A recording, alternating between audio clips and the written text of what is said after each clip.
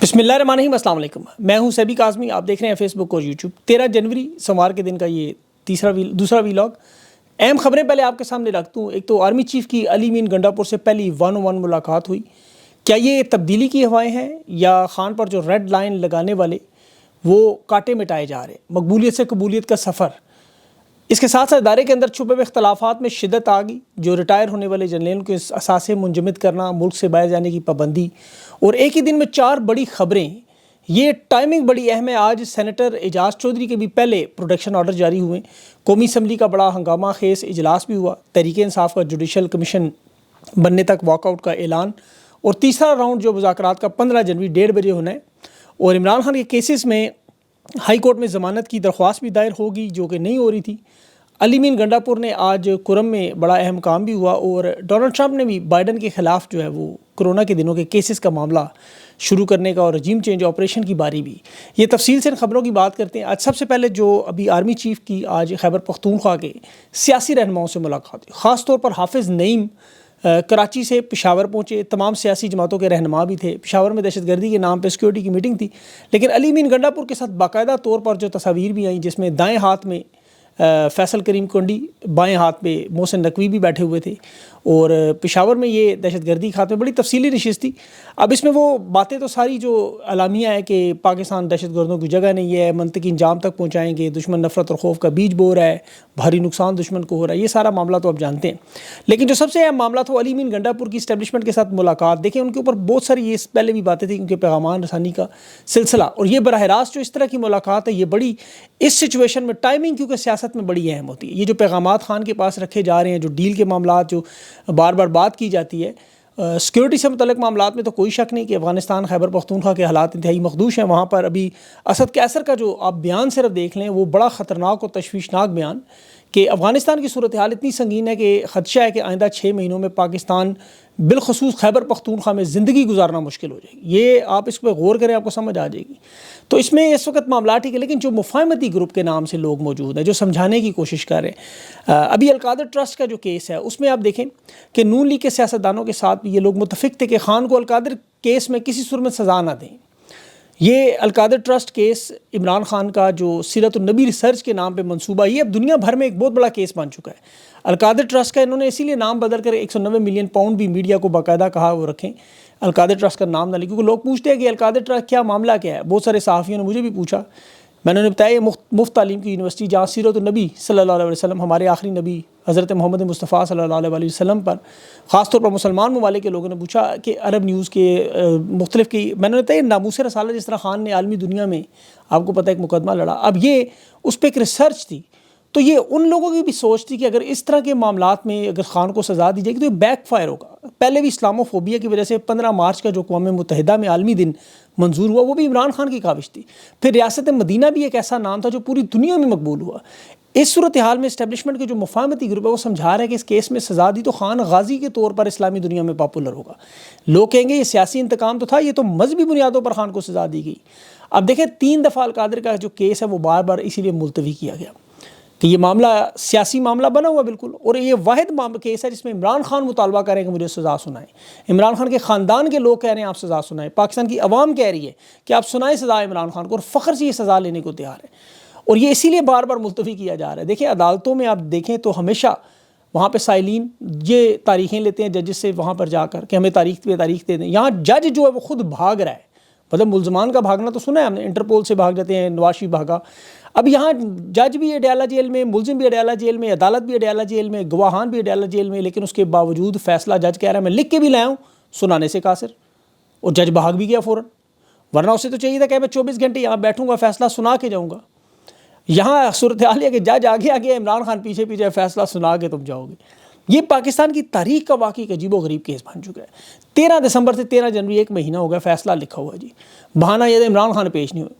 और भाई इमरान खान तो अडयाला जेल में कैद है, उन्होंने तो भाग के कहीं नहीं जाना। जज अगर अडयाला जेल पहुँच सकता है तो उस कमरे तक भी पहुँच जाए, 2-4 कदम का फासला है। जैसे पहले सज़ाएँ इन्होंने सुनाई, आप ज़रा पहले इमरान खान के केसेस में सज़ाएँ देखें। 9 मई वाले दिन जुडिशल कॉम्प्लेक्स में जो इमरान खान को जब अगवा किया गया था तो कौन से कागज़ दिखाने रेंजर्स का अफसर इमरान खान के सामने गया? زمان پارک سے 5 اگست کو عمران خان کو جب گرفتار کیا تو اس وقت کس نے گرفتاری کے وارنٹ عمران خان کے سامنے رکھے؟ سائفر کیس میں 342 کا بیان ہو، عدت کیس میں معاملہ ہو، توشہ خانہ میں جج ہمایوں دلاور نے کیا وہ عمران خان کو بلا کے کیس کے فیصلے سناتے رہے؟ یہ بدبخت ٹاؤٹ صحافی جو چیخ کے کہہ رہے ہیں فیصلہ آج جج سنا دے گا، یہ ہو جائے گا، وہ ہو جائے گا، ابھی بھی بضد ہے کہ فیصلہ جج کاغذ لہرا لہرا کے دکھا رہا تھا۔ وہ بھائی جج ہے وہ کوئی عمران خان ہے، عمران خان نے لہرایا تھا سائفر۔ اب یہ خصوصی قوانین ہے پاکستان کے قانون میں، دیکھیں جس طرح دہشت گردی اور انسداد بدعنوانی کے مقدمات جو انہوں نے بنائے ہوئے وہ غیر موجودگی میں فیصلے دیے گئے ہیں۔ نواز شریف جب بگوڑا تھا، اشتہاری تھا، تو اس کے خلاف فیصلہ دیا گیا تھا۔ بھائی عمران خان تو اگر کہہ رہے ہیں اپنے جیل کے سیل سے باہر نہیں آئے تو ان صحافیوں کے مطابق تو عمران خان کو اشتہاری قرار دے دیتے کہ وہ اس کمرے سے باہر نہیں آ رہے۔ قانون تو آپ کو پتہ ہے ربر کی ناک ہے، جس طرح مرضی موڑ لے قانون کے ہاتھ میں۔ اب عمران خان کو ڈرانے کے لیے جو معاملہ انہوں نے بنایا وہ الٹا بیک فائر کر گیا۔ خان اس سزا کو اپنے لیے تمغہ سمجھ رہا ہے، فخر سمجھ رہا ہے کہ یہ میری آخرت کی بخشش ہے کہ میں نبی پاک صلی اللہ علیہ وسلم کی زندگی پر، سیرت پر ریسرچ کرنے کے لیے یونیورسٹی بنا رہا ہوں، مجھے سزا مل رہی ہے، اس سے زیادہ مجھے اور کچھ چاہیے نہیں۔ یہ خان اس کو خوش نصیبی سمجھ رہا ہے، اور دیکھا جائے تو بات بھی سچ ہے، ہر مسلمان ناموس رسالت صلی اللہ علیہ وسلم کی اپنی عزت جان ہر مال سے ہر سے مقدم سمجھتا ہے۔ اسی لیے ادارے کے اندر جو کشمکش ہے وہ بھی مذہبی بنیادوں کے لوگ سمجھ رہے ہیں۔ فارمولہ تو بڑا آسان تھا، یہاں سے سزا دلائیں، ہائی کورٹ میں کیس لٹکائیں، وہاں تک جب ججز پہنچ جائیں گے پھر خان کو کہیں دیکھیں جی سزا ہو گیا، بنی گالا منتقل ہو جائے۔ اب اس کی آخری تاریخ 17 جنوری کو انہوں نے دیا کہ 17 جنوری کو آپ نے ہر صورت میں خان کے کیسز کا فیصلہ سنانا ہے۔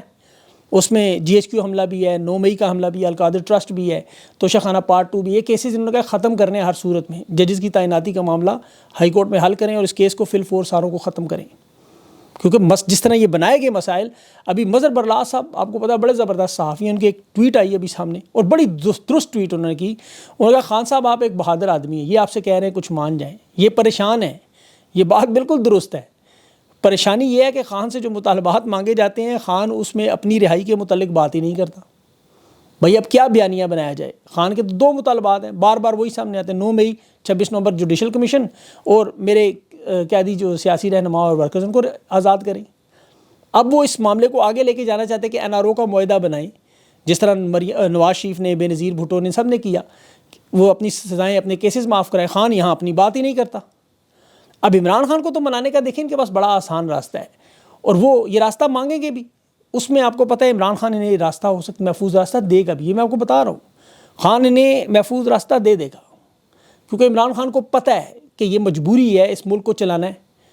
اب 26ویں ترمیم میں انہوں نے جو واردات کی، ایکسٹینشن کروا کی 5 سال کی اپنے لیے، وہ معاملات ان کے لیے بہت بڑا خطرہ بن چکا ہے، خود اپنے لیے۔ انہیں پتہ ہے خان جو ہی الیکشن اعلان ہوئے عمران خان نے الیکشن جیت جانا ہے، اور پھر اگلے 2 سال عمران خان کو سلوٹ مارتے ہوئے گزریں گے، اور وہ معاملہ بڑا مشکل ہے۔ اب حقیقی معنوں میں یہ ایکسٹینشن کا معاملہ نہ کیا گیا ہوتا تو یہ کہتے ہیں کہ نومبر تک خان صاحب سسٹم چلنے دیں، نومبر کے بعد ہم آپ کو رہا کریں گے، الیکشن کروا دیں گے، یہ گولی دی جا سکتی تھی، لیکن انہوں نے اپنے ہاتھوں سے یہ جو گریں لگائی ہیں، انہیں اب دانتوں سے کھولنا بڑا مشکل ہوا ہے۔ اس کو کیسے ٹھیک کیا جائے انہیں سمجھ نہیں آ رہی، اور سیاست میں تو آپ کو پتہ ہے ٹائمنگ بڑی ضروری ہوتی ہے، یہ انہوں نے ٹائمنگ تباہ اپنے لی کی۔ آج 4 بڑی خبریں، جو القادر کا فیصلہ، خان کی 9 مئی کی 8 مقدمات کی ضمانتوں کی درخواست منظور ہوئی، اعجاز چودھری کی پروڈکشن آرڈر جاری ہوئے، توشہ خانہ پارٹ 2 میں عمران خان اور بشرا بی بی کی جو اسلام آباد ہائی کورٹ میں بریت کی درخواست لگی، یہ وہ سارے معاملات ہیں، یہ نہیں ہونے دے رہے تھے۔ پہلے جس طرح 9 10 گھنٹوں میں، 12 گھنٹوں میں رات کو سماعتیں مکمل کرتے رہے، تو اب یہ جو دباؤ ہے اس کا یہ شکار نظر آ رہے ہیں۔ یہ جو جوڈیشل کمیشن ہے اس سے شدید خطرہ ہے کہ جوڈیشل کمیشن بن گیا تو پھر اسٹیبلشمنٹ اور حکومت ایک کو قربانی کا بکرا بننا پڑے گا۔ مذاکرات کا جو تیسرا راؤنڈ ہے جوڈیشل کمیشن کے ساتھ، اسی لیے خان نے جوڑا ہوا ہے، اور خان کو یہ پتہ ہے کہ یہ جوڈیشل کمیشن کی طرف نہیں جائیں گے کبھی بھی، کیونکہ جوڈیشل کمیشن میں دونوں میں سے ایک فریق کو قربانی کا بکرا بننا پڑے گا۔ اسی لیے خان کھل کے کریز سے باہر کھیل رہا ہے۔ 15 جنوری دن 1:30 بجے تحریک انصاف کا ان کے ساتھ مذاکراتی تیسرا راؤنڈ ہے، آخری راؤنڈ ہوگا یہ۔ اگر جوڈیشل کمیشن نہ بنا تو پھر چوتھا راؤنڈ نہیں ہوگا، مذاکرات ختم۔ اور یہ تحریری مطالبات اب تحریک انصاف لکھ کے انہیں وہی 2 مطالبات عمران خان کے کہنے پہ دے رہی ہے، 9 مئی 26 نومبر کا جوڈیشل کمیشن اور سیاسی قیدیوں کی رہائی۔ اب تحریک انصاف کے پارلیمنٹ میں جو لوگ ہیں وہ بھی آج بڑا زبردست احتجاج کر رہے تھے، اور آوازیں بھی شہباز شریف نے جو انہیں سکھائی ہیں ابھی حال ہی میں وہی چل رہی تھی۔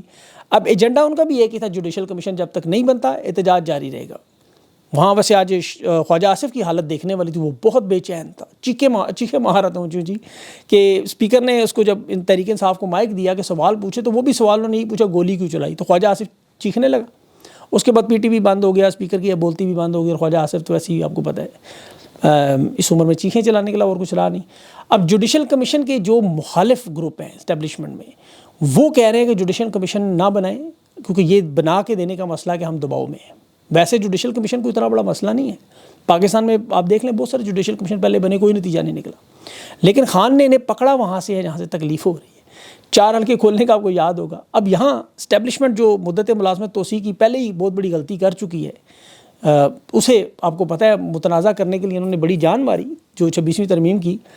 انہیں لگتا تھا وہی کام انہوں نے تحریک انصاف کی قیادت پہ بھی غلطی کی, انہیں کمزور کرنے کی, انہیں متنازع کرنے کی. اب یہ بھول گئے کہ تحریک انصاف تو نام ہے صرف عمران خان کا. انہوں نے تحریک انصاف کی قیادت کو جو کمزور کیا وہ خان کا اس سے بیانیہ مضبوط ہو گیا. جو بیچ میں گیپ انہیں نظر آ رہا تھا وہ گیپ سوشل میڈیا نے ویسے ہی بھر دیا اس کو. اب انہیں مجبوری ہے کہ مذاکرات ہی اسی متنازع قیادت کے ساتھ کر رہے ہیں. اب اس قیادت کو کیسے اہمیت دلائی جائے؟ ابھی جو علی امین گنڈا پور کی ملاقاتیں آج ہو رہی ہیں, اتوار کو جیل کے دروازے کھلوائے جا رہے ہیں, یہ صرف اسی مقصد کے لیے خان کو بار بار سمجھایا جائے, خان کو بتایا جائے. لیکن معاملہ بیک فائر ہو چکا ہے. یہ پیغامات خان کے پاس جاتے ہیں اور پیغامات اب جاتے کیا ہیں کہ ٹرم پوری کرنے دیں, یہ ٹرم پوری ہوگی تو الیکشن کروائیں. یہ ٹرم شہباز شریف کی حکومت کی نہیں ہے, یہ یاد رکھیں. شہباز شریف کے تو آپ کو پتہ ہے کسی وقت بھی مائنس ہو سکتے ہیں. یہ موجودہ ملازمت توسیع جو جتنی کی گئی ہیں ان کی ہے. ویسے تو وہ نومبر میں ختم ہو جانی تھی. پھر اوپر سے جو 2 سال 7 مہینے کے جرائم ہیں اور جن پر ان کو خطرہ ہے کہ یہ لوگ وعدہ معاف گواہ بن سکتے ہیں. آپ دیکھیں گے جو تازہ ترین ریٹائرمنٹ بلوچستان سے ہوئی, جنہیں برطانیہ کی نیشنلٹی بھی مل گئی, جنہوں نے لمبا چوڑا مال بلوچستان میں بنایا, اسے ملک سے نہیں جانے دیا جرنیل کو. اس کے بینک اکاؤنٹس, پراپرٹی, جائیداد اس پر مکمل طور پر منجمد کر لیا گیا کہ یہ باہر نہیں جا سکتے کسی صورت میں. اور ایک تو وہ لگتا ہے کہ ماضی میں خان کے بڑے قریب رہے. دوسرا انہیں یہ لگتا ہے کہ یہ جتنی بھی وارداتیں ہوئی ہیں یہ باہر جا کے انٹرویو دے دیں گے, کیونکہ ایک دفعہ ملک سے باہر نکل جائیں خاندان سمیت تو پھر قابو کرنا بڑا مشکل ہے. اس سے پہلے بھی عمران خان کے خلاف دیکھیں وعدہ معاف گواہ بنانے کے لیے جو جنرل فیض کا معاملہ تھا وہ پہلے ہی ایک بہت بڑا تشویشناک معاملہ ادارے میں بنا ہوا ہے. پھر جو ابھی سابق DG ISI جنہیں آپ کو پتہ ہے ابھی نکلنے کا موقع دیا گیا, اور جو ان کی شادی تھی گھر میں وہ بھی تحریک انصاف کے ایک رہنما کے گھر ہوئی, وہ بھی باقاعدہ طور پر ادارے سے 1 دن مانگتے رہے کہ شادی ہونے دیں بس. پھر اس کے بعد انہوں نے بھی باقاعدہ گارنٹیاں اور ضمانتیں دلوائیں. مشترکہ استاد سامنے لائے گئے کہ ہمیں ملک سے نکلنے دیں, چونکہ جرائم کی لسٹ بہت بڑی ہے اور وہ تو خیر اس میں شامل تھے براہ راست. اب خطرہ یہ نہیں ہے کہ یہ جرائم بے نقاب ہوئے تو کسی نہ کسی کو قربانی کا بکرا بننے کا کوئی شوق نہیں ہے, اور سب کو خطرہ ہے کہ باہر جا کے یہ انٹرویو دے دیں گے, کوئی ٹویٹ کر دیں گے, کوئی پیغام بھجوا دیں گے. اب جنرل باجوہ کے ساتھ جو ہاؤس اریسٹ کا معاملہ وہ اسی سلسلے کی کڑی ہے کہ جنرل باجوہ کے ساتھ انہیں سب سے بڑا خطرہ بھی یہی تھا کہ وہ اپنے آپ کو ریٹائرمنٹ کے بعد سیاسی لیڈر سمجھنا شروع ہو گئے. انہیں لگتا ہے وہ انٹرویو میں جو بھی ان کے اوپر الزامات لگے ہیں اس کا جواب دینا چاہتے ہیں. ظاہر ہے سوال پوچھتے ہیں, انہیں تکلیف ہوتی ہے تو وہ چاہتے ہیں جواب دیں. مجبوراً ہاؤس اریسٹ کی خبریں پھر آئیں. اب جتنے بھی طاقتور لوگ ہیں وہ مجبوری میں ساتھ دے رہے ہیں, ڈر اور خوف کا شکار ہیں. ابھی جہانگیر کرامت صاحب کی ایک بہت بڑی ملاقات ہوئی اور انہوں نے بھی سمجھانے کی کچھ کوشش کی. انہیں بھی آگے سے پیغام ملا جی یہ اب وہ دور نہیں ہے, یہ آپ کا ادارہ وہ والا ادارہ نہیں ہے, آپ بھی خاموش ہو جائیں. وہ بھی پھر سائڈ پہ ہو گئی. تو ابھی یہ جو ساری چیزیں وقت کے ساتھ ساتھ آپ کے سامنے آئیں گی. مشرف دور میں آپ دیکھیں ان کے جو قریبی ساتھی ہوتے ہیں ان کے انٹرویوز آپ کو یاد ہوں گے, کتابیں یاد ہوں گی, اور بڑی بڑی ہولناک خبریں اور ان کے شفاعت سامنے آئے. اور یہ بھی یہاں پر بھی اب کتابیں بھی لکھی جا رہی ہیں, کچھ لوگ تیاری کر رہے ہیں, جس طرح ماضی میں جنرل اسد درانی نے لکھی. خیر اس نے تو اسپائی کرونیکلز را کے چیف کے ساتھ لکھ دی, لیکن یہاں پر یہ کتابیں خود لکھیں گے, تفصیلات ساری لکھیں گے.